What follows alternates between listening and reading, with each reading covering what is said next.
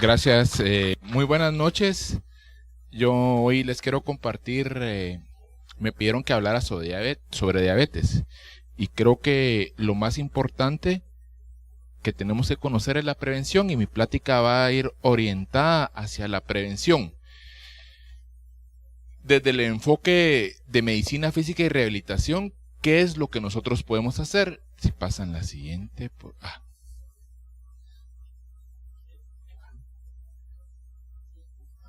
muchas gracias.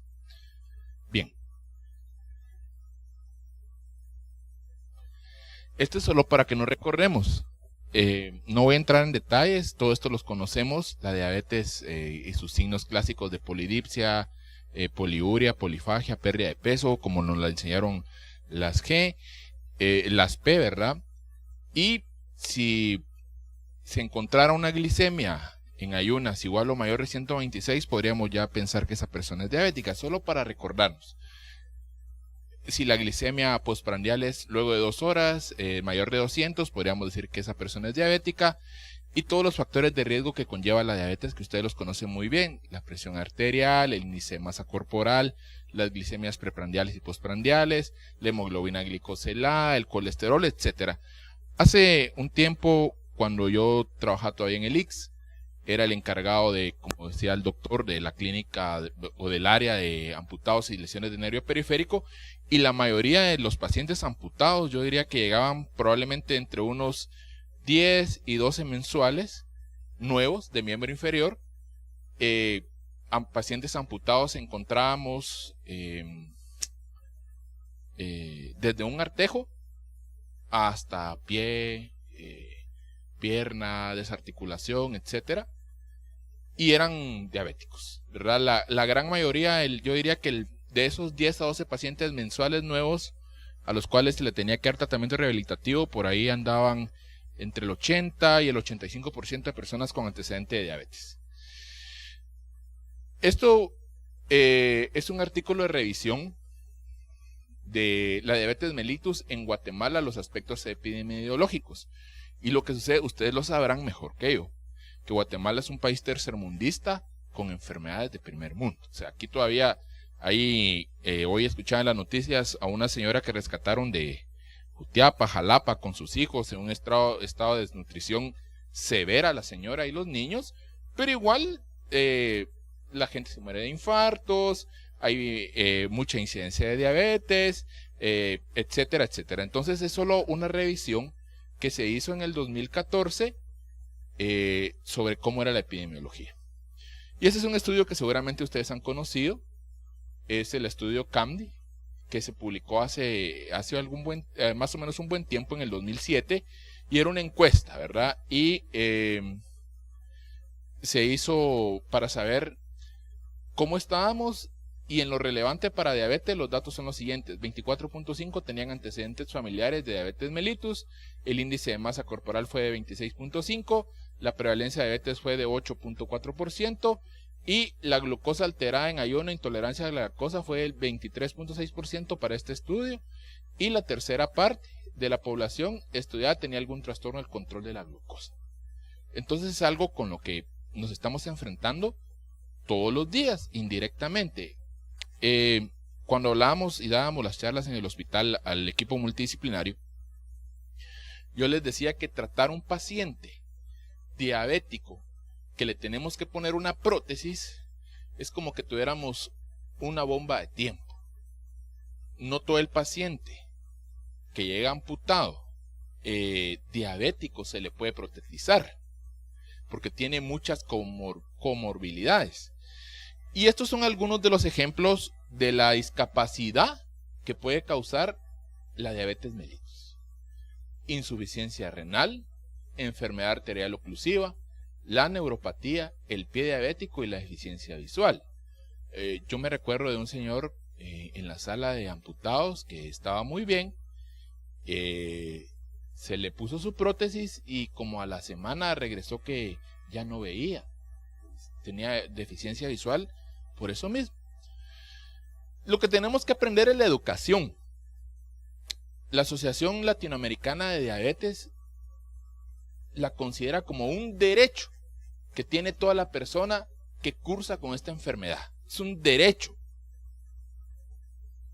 Y la OMS dice que es una herramienta fundamental en el tratamiento y solución eficaz en el control de la enfermedad, el empoderamiento. Hace algún tiempo en el ICS nos dieron un curso, yo fui designado en esa ocasión, que era el empoderamiento de la persona con diabetes, y era todo un plan educacional que le teníamos que dar. Lo que pasa es que a veces fallamos, ¿verdad? O sea, le decimos a la persona, mire, ya no coma mucho pan o mucho arroz, o salga a hacer ejercicio, o camine, pero no le decimos cómo, no le decimos cuáles van a ser las consecuencias de no hacer todo esto, de no tener el plan educacional. Y la educación en diabetes es la enseñanza y el aprendizaje de conocimientos y habilidades específicas, siendo una modalidad terapéutica integral para el cuidado de la salud del diabético. Todo paciente que llegara a nuestro centro de práctica, de trabajo, a nuestra clínica, al hospital, debería de tener un plan educacional en diabetes, porque va a ser una herramienta, como decía en la diapositiva anterior, pero va a servir para el cuidado de la salud de esa persona diabética. Tenemos que explicarlo bien. El enfoque de mi charla va hacia algunos aspectos: la educación en diabetes, el pie diabético y la neuropatía, que es lo que más vemos. La educación en diabetes trata de mejorar la calidad de vida, y por eso va a promover los cambios en el comportamiento de la persona, que la persona pueda identificar lo que no está realizando correcto y pueda realizar esos cambios. La educación en diabetes es indispensable para mantener una calidad de vida adecuada en la persona. Y si hacemos la educación en diabetes, hacemos los cambios, mejoramos la calidad de vida, vamos a tener variaciones en ese estilo de vida, no solo de la persona, sino de su círculo. ¿Quién puede realizar la educación en diabetes? Todos los que trabajamos en el equipo multidisciplinario. La rehabilitación no se trabaja sola. Yo soy rehabilitador y no trabajo solo. Tengo que tener un equipo multidisciplinario e interdisciplinario. Tengo que tener la colaboración del internista para que me lleve el control adecuado de la glicemia de ese paciente. Tengo que tener la ayuda adecuada de un terapista ocupacional, de un fisioterapeuta, de un psicólogo, de un ortesista protesista, entonces de enfermería, que es importante, quien esté en contacto directo con las personas. Y ahí se puede, entonces, todas las personas que trabajan en el área de salud deberían de proveer educación en diabetes desde el primer contacto.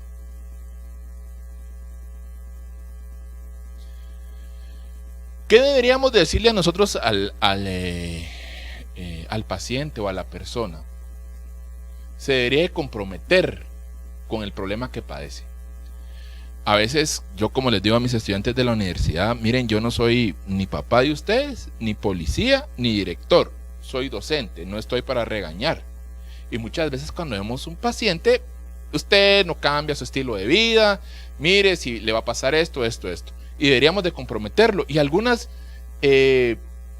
preguntas que deberíamos de hacerle a la persona son las siguientes. ¿Conoce las ventajas del tratamiento que se le está dando versus el no tratar su diabetes? ¿Conoce usted las diferentes fármacos para que pueda ser tratado este problema? ¿Cuáles son las consecuencias de no tratarlo a corto, mediano y largo plazo? Y sabe, es algo importante, ¿sabe usted qué enfermedad tiene? Yo les voy a poner este ejemplo, pero no es de diabetes. Un paciente en el hospital con una lesión de plexo, paciente joven, no mueve absolutamente nada el brazo. A él, regresando a la universidad, lo asaltaron y le dañaron el plexo.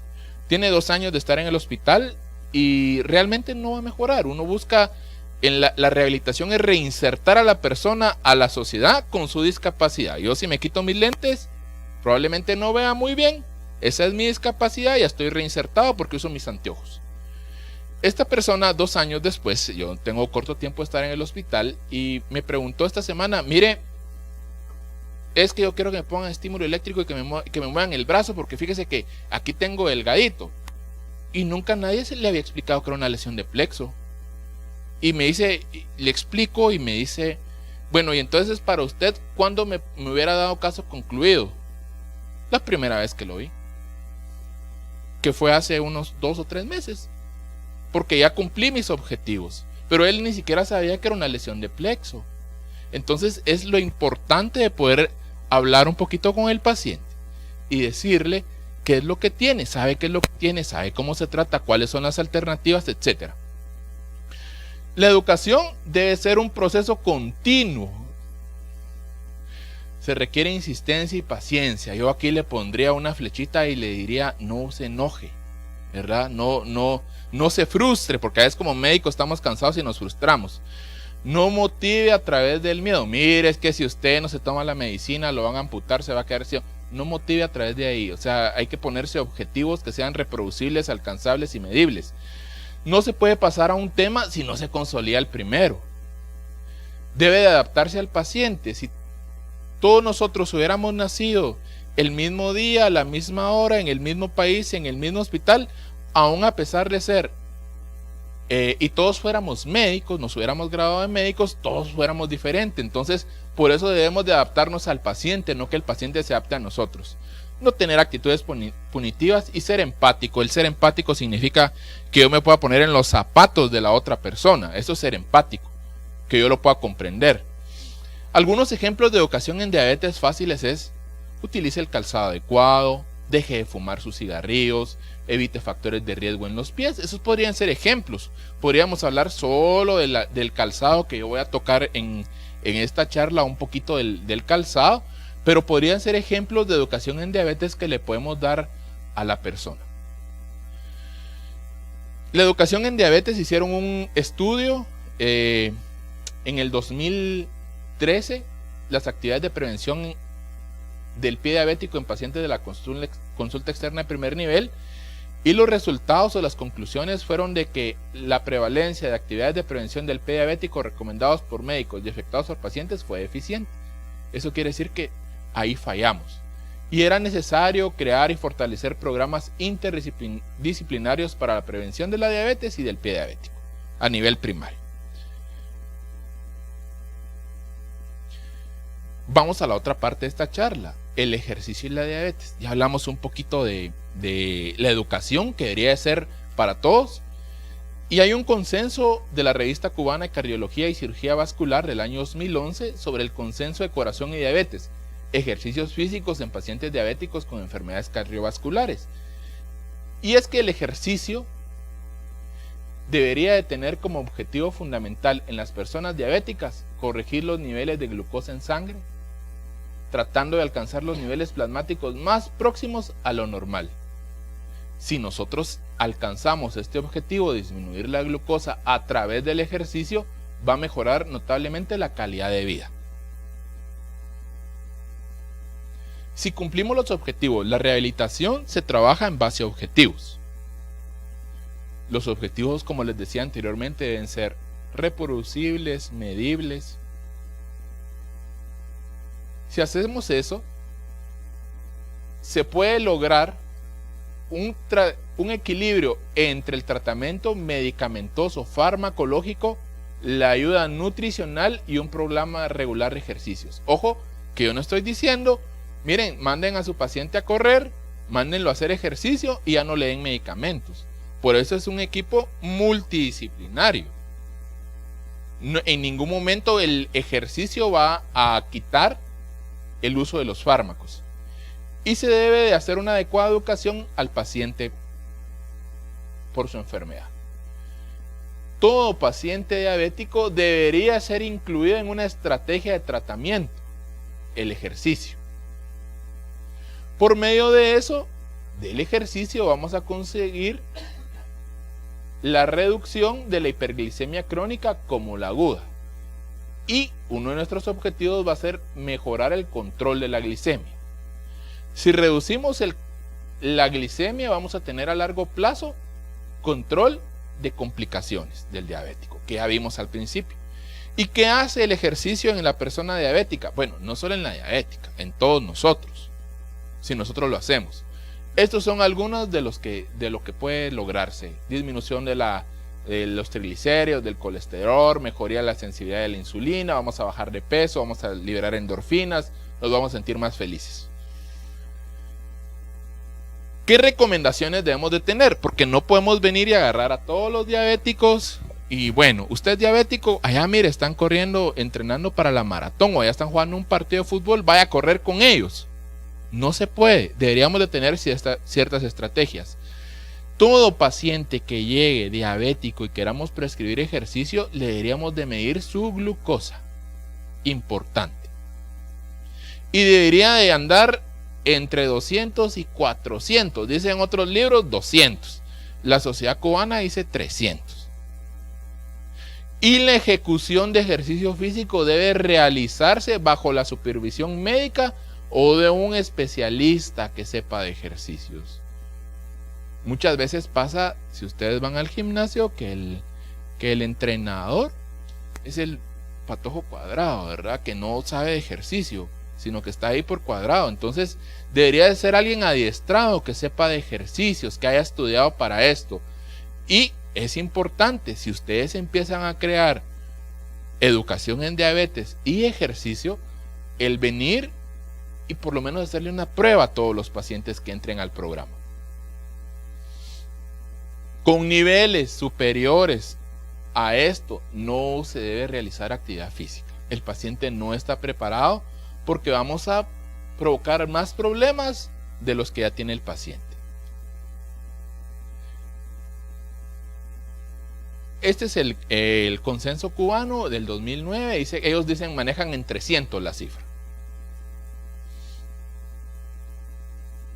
Aquí es la importancia del equipo multidisciplinario.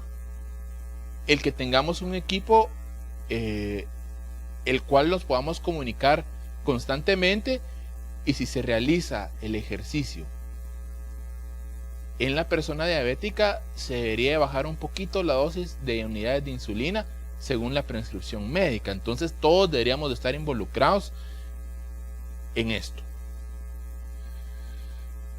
Cuando el ejercicio es prolongado, se debería de suprimir la dosis de insulina o en un 80% en el largo plazo según el tipo de insulina. Entonces deberíamos de consultar con el médico internista, con el diabetólogo, con el endocrinólogo. Es muy importante esto. Cuando tenemos un paciente, esta es una recomendación importante y decidimos que el paciente entre a un programa de ejercicios. Ellos deberían de realizarse monitoreo de glicemia antes y después del ejercicio. Principalmente cuando se va a iniciar el programa, porque no sabemos cómo va a responder el ejercicio. Y esto es importante. Según una revista que ganó un póster, una revista española que ganó un póster sobre ejercicio y educación en diabetes, ellos decían que hasta 5 o 6 horas después una persona podría manifestar hipoglicemia cuando realizaba ejercicio si era diabética, y que entonces se debería de realizar el monitoreo. Todo paciente que va a hacer ejercicio y que es diabético debería de tener su carga de carbohidratos. Algunas personas recomiendan que es la regla de los 15, 3 cucharadas de azúcar en un vaso de agua mezclada, y esa es la regla de los 15. Y cuando se va elevando la actividad o la intensidad leve a moderada, se debe de ingerir bebidas que tengan la glucosa. Igual cuando se termine el ejercicio. ¿Esto qué va a hacer? Nos va a reducir la incidencia de hipoglicemia. El paciente diabético sí se puede, como ustedes saben bien, pues sí puede fallecer de una hipoglicemia, ¿verdad? Entonces ese es uno de los principales cuidados que debemos de tener. Vuelvo a decirlo, la ingestión de los carbohidratos debe realizarse antes, durante y después del ejercicio, aproximadamente cada 30 minutos. Otra recomendación es que el paciente debe utilizar calzado adecuado y mantener una correcta higiene y cuidado de los pies. Ya les voy a hablar un poquito de cuidado de pie. Ya vamos a hablar del calzado. Y no se debe realizar ejercicios en ambientes muy húmedos o muy cálidos porque va a causar más complicaciones. Se debe tener especial cuidado en prevenir los cambios de posición de los pacientes cuando tienen retinopatía. Si no, lo vamos a trabajar en ejercicio y se va a quedar con problemas de la visión. Evitar actividades que suman marcadamente la presión arterial, por ejemplo, levantar mucho peso, halterofilia, aunque un paciente diabético bien entrenado podría hacer actividades extenuantes, como por ejemplo correr la 21K que acaba de pasar, si se realiza de una forma adecuada su entrenamiento. Y se ha visto que la hemoglobina glicosilada puede ser un marcador del control de la glicemia en un rango de tiempo para verificar si la actividad física que prescribimos a la persona funciona. Como un ejemplo de cómo se prescriben, para esto hay especialistas, ¿verdad? Pero vamos a hacer un pequeño ejemplo cómo debería de ser. De 3 a 5 veces por semana, algunos textos dicen que no se deberían de dejar 2 días de por medio sin hacer ejercicio. Se debería hacer una duración de 30 a 45 minutos, incluyendo periodos de calentamiento que lleva más o menos de 10 a 15 minutos, el mantenimiento de la actividad y posteriormente un enfriamiento que debería llevar entre 10 y 15 minutos. La intensidad debería ser entre 15 a 30 minutos de una actividad continua. El tipo de ejercicios pueden ser isotónicos o isométricos y que conlleven la actividad de grupos musculares grandes. ¿Qué tipo de ejercicio es el más indicado? Dinámico, aeróbico, repetitivo, que se practique en grandes grupos musculares, por ejemplo la caminata, la bicicleta estática, ordinaria, remo, natación o hasta el baile podría ser una buena estrategia para que todos entren. Me gustó esta diapositiva. No todo lo que brilla es oro, o sea, no vamos a esperar nosotros que una persona que la pongamos a hacer ejercicio diabética no va a tener complicaciones, y tenemos que tener mucho ojo con esto. Nos puede dar hipoglicemia, ya les dije yo las recomendaciones, pero también puede producir hiperglicemia. Cuando se va a utilizar el glucógeno podemos tener hiperglicemias marcadas de ese paciente y puede ser que no nos mejore y tendríamos que consultar a los especialistas. Aquellas personas que se meten al gimnasio y entonces quieren, no sé, correr 42 kilómetros en una semana, y eso puede, la mala prescripción del ejercicio puede causar la precipitación y la agudización de la enfermedad cardiovascular. Y el ejercicio también puede empeorar las complicaciones crónicas. ¿Cuáles? La retinopatía, la insuficiencia renal, el pie diabético, la neuropatía, etc. Estos son algunos estudios. La efectividad, este es el artículo que yo les hablaba, es del año 2009, la efectividad de programas de ejercicio físico en pacientes con diabetes mellitus, y había una buena respuesta. Es de unos españoles, este artículo. Otro problema frecuente que tenemos es el pie diabético. ¿Qué enfoque le vamos a dar desde rehabilitación? Como ustedes bien saben, la incidencia de pie diabético es una de las complicaciones más frecuentes que va a tener el paciente. Y que si nosotros actuáramos de una manera preventiva, lo evitaríamos. Una de esas formas de actuar es la educación y el control sistémico y actuación inmediata y enérgica cuando se presenta algún tipo de complicación. Una de las maestras que yo tenía en el hospital de rehabilitación decía que los zapatos son unas órtesis de tortura, ¿verdad? Más si son así como estos, ¿verdad? Así, el tacón alto, la punta así bien pronunciada, pero se ven bonitos, me dirían las colegas, ¿verdad? O sea, están bonitos. Entonces, y aquí algunas actividades que pueden causar lesiones, ¿verdad? Como el ballet. Pero ¿qué es el pie diabético? Es una alteración neuropática inducida por la hiperglicemia mantenida, en la que puede haber isquemia y también puede haber antecedentes traumáticos que puede producir lesión o ulceración en el pie. Nosotros teníamos historias de pacientes en el hospital que por la misma diabetes andaban todo el día, no habían sentido y andaban todo el día que tenían un clavo metido en el pie y que se lo encontraban cuando se quitaban el zapato en la noche, no se revisaban, y eso pues era la incidencia de esto. Esta es la clasificación del pie diabético, ¿verdad? Grado 1 sin lesión, úlcera superficial, úlcera profunda, hasta el pie completo. Y aquí nosotros deberíamos de hacer una evaluación cada vez que vemos a una persona diabetes, debería ser de cajón, revisarle los pies y ver cómo están estas zonas que son las más propensas a desarrollar las ulceraciones. Yo quiero detenerme aquí.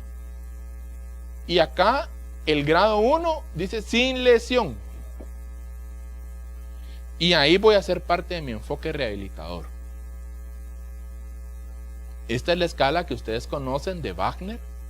Grado 0, ninguna, pie de riesgo, callos gruesos, cabezas metatarsianas, prominentes, dedos en garra, deformidades óseas. Grado 1, úlceras superficiales, úlceras profundas, úlcera más profunda al grado 3, gangrena limitada, gangrena extensa.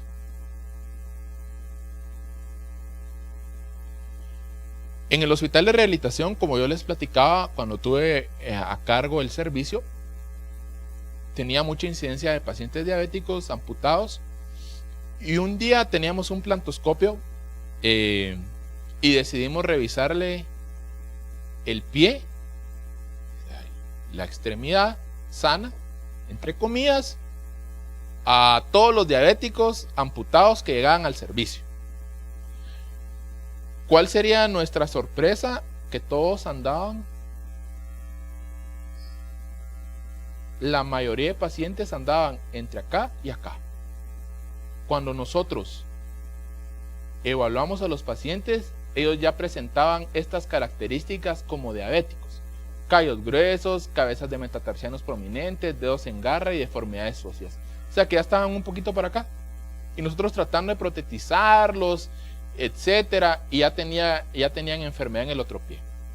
¿Qué se debe recomendar? Al paciente se le debe decir que debe inspeccionar diariamente el pie. Inspeccionar su calzado todos los días antes de colocárselo, que meta la mano, que revise si está bien, si no tiene una piedra o un clavo, etcétera, etcétera. Meter la mano y revisar cómo están las costuras de ese zapato. Se debería cambiar los calcetines y zapatos 2 veces al día. Colocarse bien los calcetines, que no queden arrugas, de preferencia calcetines que no tengan la costura. Ahora venden calcetines para diabéticos. Si la persona no tiene, pues una opción sería darle vuelta, usarlos al revés, las calcetines sin costuras, y no caminar nunca, jamás, nunca sin calzado, aunque sea en la casa. Se le debería recomendar a la persona hacer de forma correcta el corte de la uña de los artejos.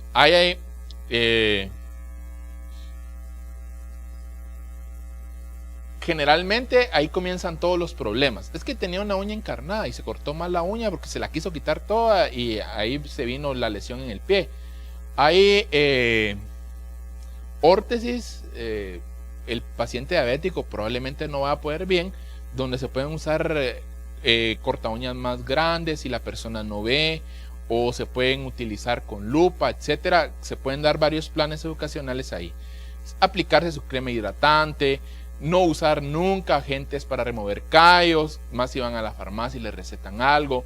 No utilizar nunca bolsas de agua caliente o almohadillas eléctricas si les duelen los pies, si tienen algún problema, porque va a provocar el aparecimiento de estas lesiones. ¿Qué recomendaciones podríamos dar para el calzado? El calzado debería tener una absorción de la carga mediante las plantillas adecuadas. Todo paciente que se vea con un pie diabético debería ser prescrito con las plantillas adecuadas según sus zonas de carga. Vamos a ver una fotografía por ahí. Se debería de usar una ampliación de carga por distribución mayor esto quiere decir no use zapatos puntudos, use zapatos cuadrados, grandes de adelante. Se debe modificar las zonas de apoyo conflictivas donde se están causando las lesiones, aportación de amplia superficie, el material debe ser suave, flexible, sin costuras, etcétera, etcétera. Si esto no va bien, podemos usar las órtesis. Las órtesis son aparatos que sirven para suplir la función de una articulación. Esta se puede usar para el tratamiento pre y post quirúrgico, pre las plantillas, por ejemplo. Y esto debe ser realizado por un ortesista protesista.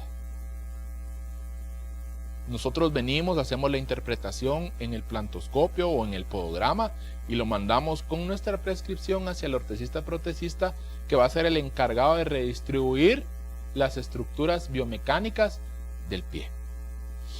Nosotros en el hospital teníamos esto. Este era un plantoscopio, yo diría que así bien casero y sencillo, que tenía un vidrio grueso como que era para parar balas, y abajo teníamos un espejo, y ahí le mirábamos los pies a toda la gente. Y lo que se busca al verle los pies a toda la persona es verle cómo están las cargas. No teníamos esta tecnología, tal vez algún día lo veíamos aquí, y aquí sí, con buena imaginación podemos ver la huella plantar. Nosotros ya podíamos evaluar las zonas de apoyo, y en algún tiempo, yo no sé si todavía esa empresa hace este tipo de plantillas. Aquí en Guatemala tenían un nombre como de hospital, clínica, algo así, y ellos tenían unas plantillas como de cuadritos muy similar a estas, donde dependiendo la carga se le podían quitar los cuadritos a las plantillas. Eran como un rompecabezas, y ahí se liberaban las cargas. Claro, también nosotros podemos liberar las cargas con una plantilla. Si las cargas es en los metatarsianos, ponemos una oliva retrotarsiana. Si queremos quitarle apoyo al talón, también se lo podemos quitar, depende de la prescripción. Bueno, ¿qué deberíamos de evaluarle al paciente? Todo esto, cuando llega para evaluarle pie diabético, ¿verdad? La temperatura, si el pie es cabo, valgo, etcétera, etcétera. Lo que podríamos ver, sé que esto generalmente los que trabajamos en hospitales públicos o clínicas de mucha afluencia, pues no se da tiempo, pero sí podríamos ver, por lo menos ver cómo está la sensibilidad, y ese tipo, si no tiene lesiones en los pies. Podemos invertir un buen tiempo. Estos son algunos consejos que se le puede dar al paciente, fáciles de llevar. ¿Qué no debe hacer? Lo que yo les acabo de hacer, ¿verdad? Lo que yo les acabo de platicar. No cortarse las uñas de una manera adecuada, el tipo de calzado, no funciona, los tacones, las botas, etcétera. ¿Y qué sí puede hacer? Lavarse bien sus pies con agua tibia y jabón, secarse entre los dedos.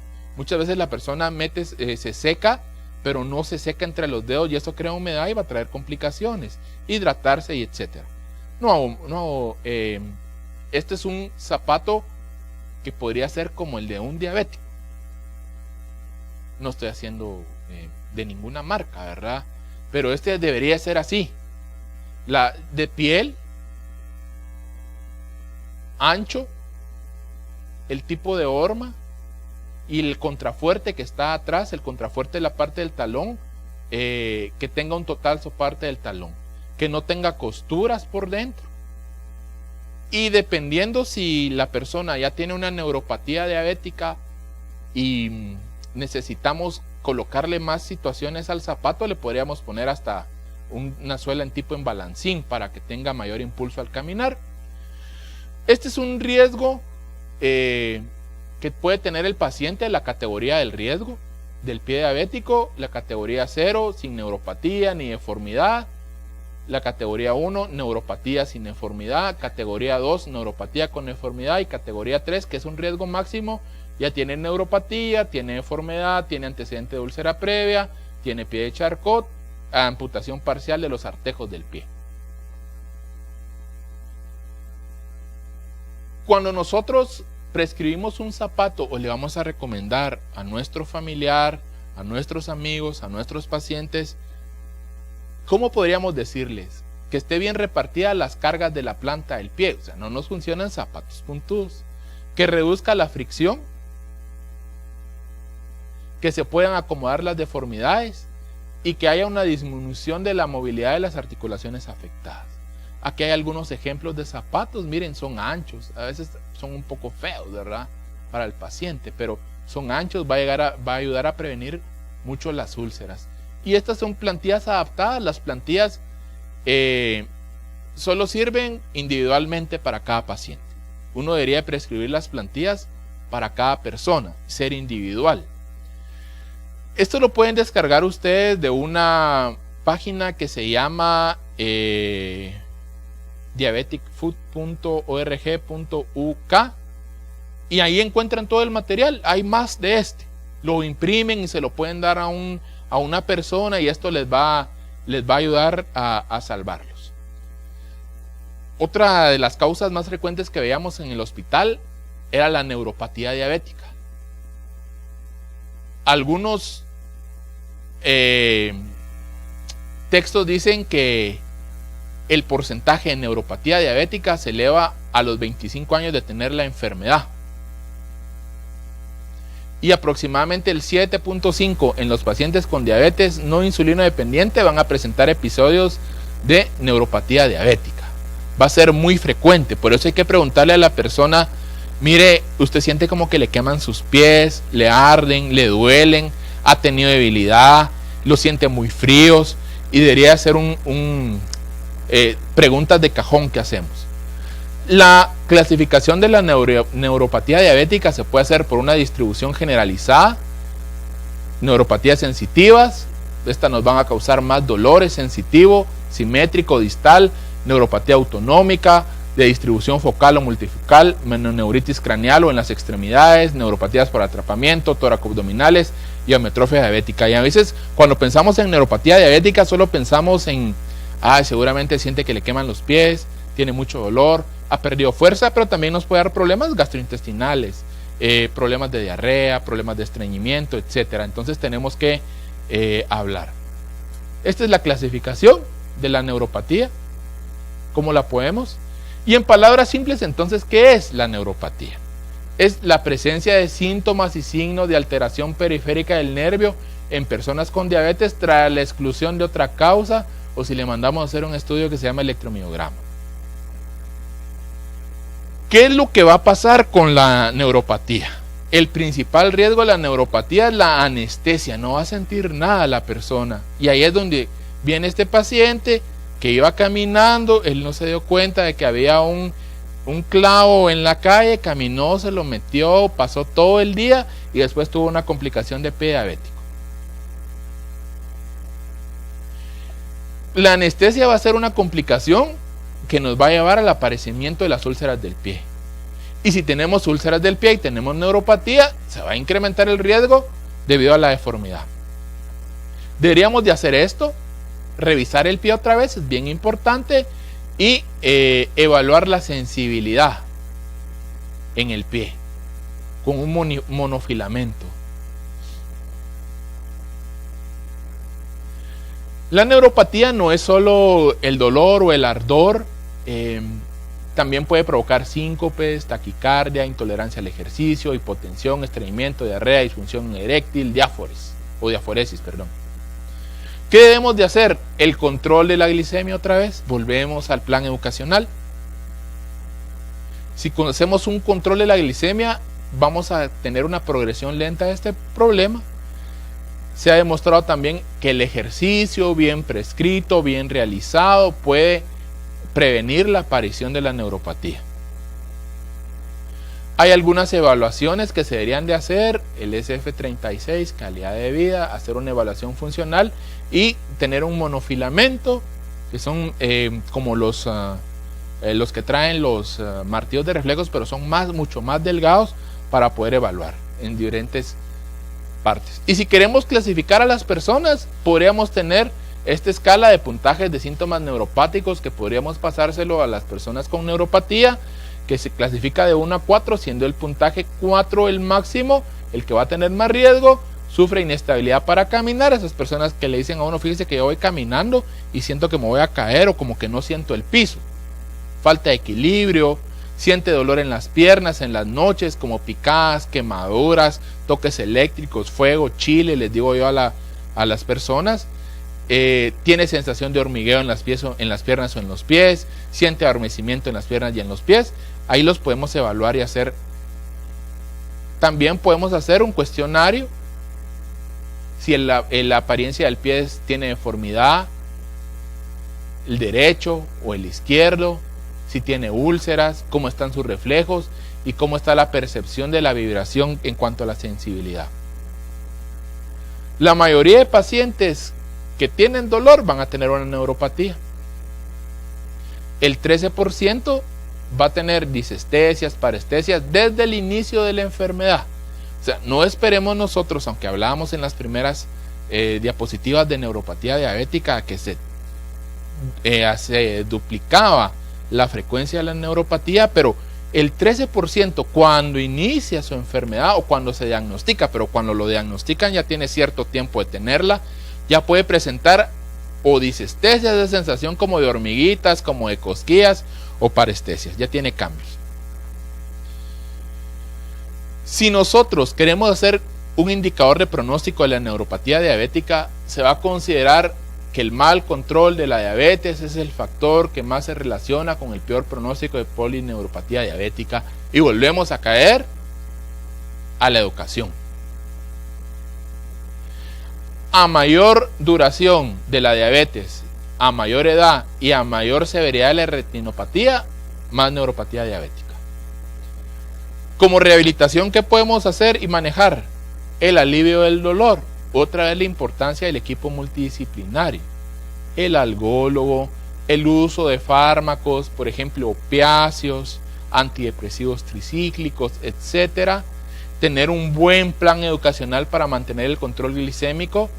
Hay diversos protocolos del tratamiento con medios físicos. No podría decirles, mire, póngale estímulo eléctrico, póngale ultrasonido, póngale magnetoterapia, métalo a nadar, sino que hay muchos protocolos y cada uno tiene su validez.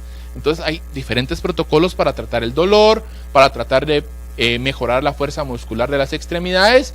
Y cuando muchas veces los pacientes nos llegan con una neuropatía que fue afectada a la rama motora y que no puede levantar su pie y no puede caminar, se pueden hacer uso de órtesis que se llaman AFO, que sirven para asistir a esa persona cuando camina y que le proporcione el impulso para que pueda mejorar. Yo les dejo una reflexión final. Yo creo que es mejor formar que informar. A veces nos vamos más por solo medio informamos, pero si nos tomáramos el tiempo de formar, evitaríamos todas esas complicaciones. Aquí son algunas bibliografías que yo tomé y pues esa era mi presentación. No sé si tienen alguna duda, pregunta, comentario.